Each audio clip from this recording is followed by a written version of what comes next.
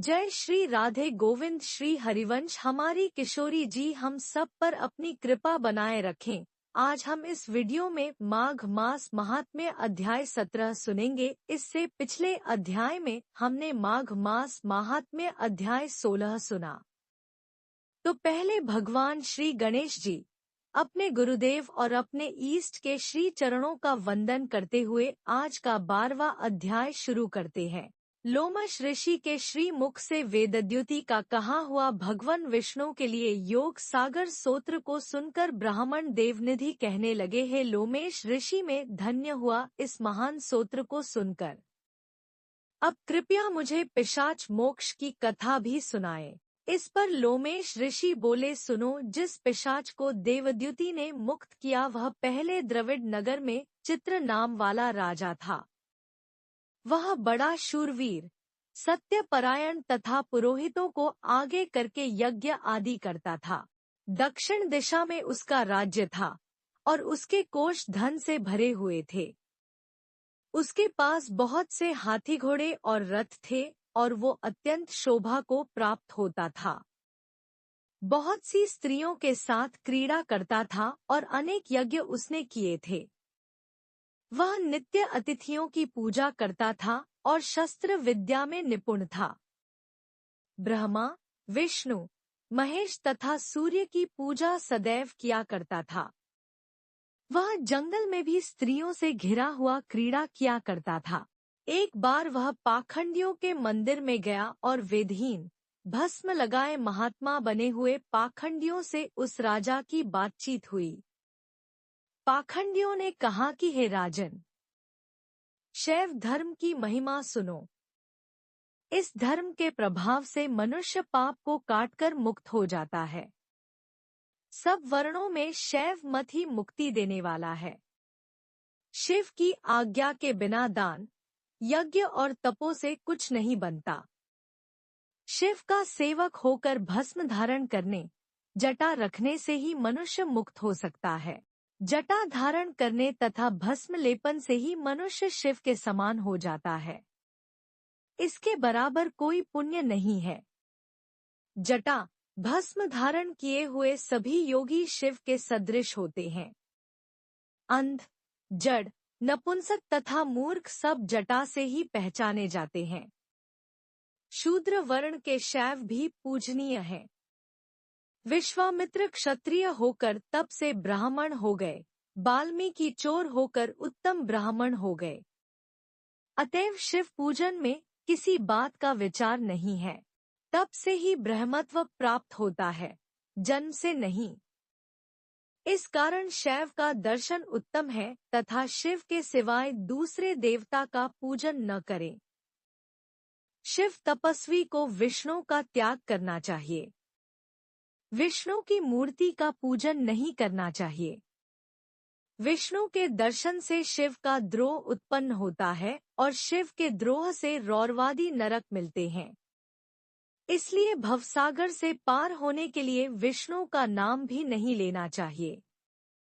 शिव भक्त होकर जो शिव से प्रेम करता है वह कैलाश में वास करता है, इसमें कुछ संदेह नहीं। इस धर्म का पालन करने वालों का कभी नाश नहीं होता। उस पाखंडी के ऐसे वचन सुनकर राजा ने मोह में आकर उनका धर्म ग्रहण कर लिया और वैदिक धर्म को त्याग दिया। वह श्रुति, स्मृति और ब्राह्मणों की निंदा करने लगा। उसने अपने घर के अग्निहोत्र को बुझा दिया और धर्म के कार्य बंद कर दिए। विष्णु की निंदा और वैष्णवों से द्वेष करने लगा और बोला, कहाँ है विष्णु? कहाँ देखा जाता है? कहाँ रहता है? किसने देखा है? और जो लोग नारायण का भजन करते थे उनको दुख देता था। पाखंडियों का मत ग्रहण कर राजा वेद, वैदिक धर्म, व्रत, दान और दानियों को नहीं मानता था। अन्याय से दंड देता वह कामी राजा सदा स्त्रियों के समूह से घिरा रहता और क्रोध से भरा रहता। गुरु तथा पुरोहितों के वचनों को नहीं मानता था। पाखंडियों पर विश्वास करता हुआ उनको गांव, हाथी, घोड़े और सुवर्ण आदि देता था। उनके सब कार्यकर्ता भस्म धारण करता और मस्तक पर जटा रखता था। जो कोई विष्णु का नाम लेगा उसे मृत्यु का दंड दिया जाएगा। यह ढंढोरा उसने पिटवा दिया था। उसके भय से ब्राह्मणों तथा वैष्णवों ने उस देश को छोड़ दिया और दूसरे देशों में चले गए। सारे देशवासी केवल नदी के जल से जीते थे। जीविका से दुखी होकर वृक्ष आदि नहीं लगाते थे, न ही खेती बाड़ी करते थे। प्रजा अन्न के अभाव से गलासड़ा अन्न भी खा लेती थी। आचार विचार अग्नि क्रिया सबको छोड़कर काल रूप की तरह वह राजा शासन करता था। कुछ काल पश्चात उस राजा की मृत्यु हो गई और वैदिक रीति से उसकी क्रिया भी नहीं की गई। उसे यमदूतों के द्वारा अनेक प्रकार के दुख दिए गए। उसे कहीं लोहे की कीलों पर से चलना पड़ा, कहीं जलते अंगारों पर चलना पड़ा।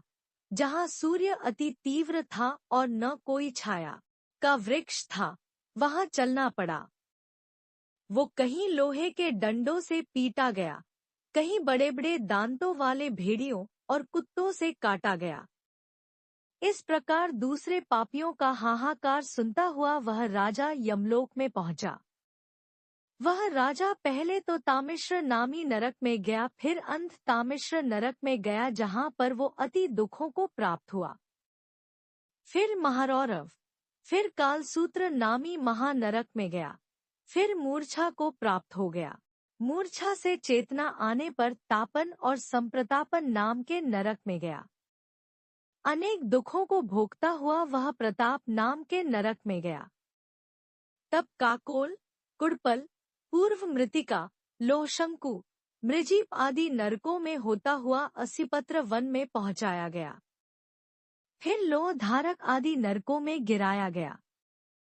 भगवान विष्णु के साथ द्वेष करने के कारण वह 21 युग तक भयंकर नरकों की यातना भोगता हुआ नरक से निकलकर हिमालय पर्वत पर पिशाच बना। उस वन में वह भूखा और प्यासा फिरता रहा। उसको मेरु पर्वत पर भी कहीं खाने को न तो भोजन मिला और न ही पीने को जल। एक समय वह पिशाच घूमता हुआ प्लुत प्रस्त्रवण नाम के वन में जा निकला।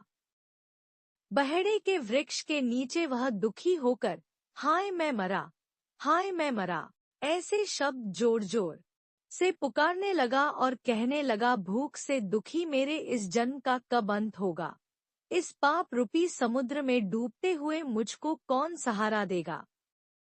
ऐसा कहते हुए बड़ा भारी संताप करता हुआ जोर जोर से रोने लगा। इसके पश्चात लोमश ऋषि कहने लगे कि उसी स्थान पर देवद्युति का आश्रम था। वेद पाठ करते हुए देवद्युति ने उन दुख भरे वचनों को सुना और वहां पर गया जहां से रोने की आवाज आ रही थी। वहां पर उसने एक पिशाच को देखा जिसकी लाल डरावनी आंखें, दुर्बल शरीर, काले काले ऊपर खड़े बाल, विकराल चेहरा, काला शरीर, लंबी सी जीभ बाहर निकली हुई, लंबे होंठ, लंबी जांचें, लंबे लंबे पैर, सूखा चेहरा, आंखों में पड़े गड्ढे वाले पिशाच को देखकर देवद्युति ने उससे पूछा कि तुम कौन हो और ऐसी करुणा से क्यों रोते हो। तुम्हारी यह दशा कैसे हुई और तुम्हारा मैं क्या उपकार करूं। मेरे आश्रम पर आ जाने से कोई प्राणी दुखी नहीं रहता और वैष्णव लोग आनंद ही करते हैं। सो हे भद्र, तुम अपने इस दुख का कारण जल्दी कहो, क्योंकि विद्वान मनोरथ पाने के लिए विलंब नहीं किया करते। 17वां अध्याय समाप्त। इसके आगे का वृत्तांत हम अगले वीडियो में सुनेंगे। तो आज का वीडियो यही तक।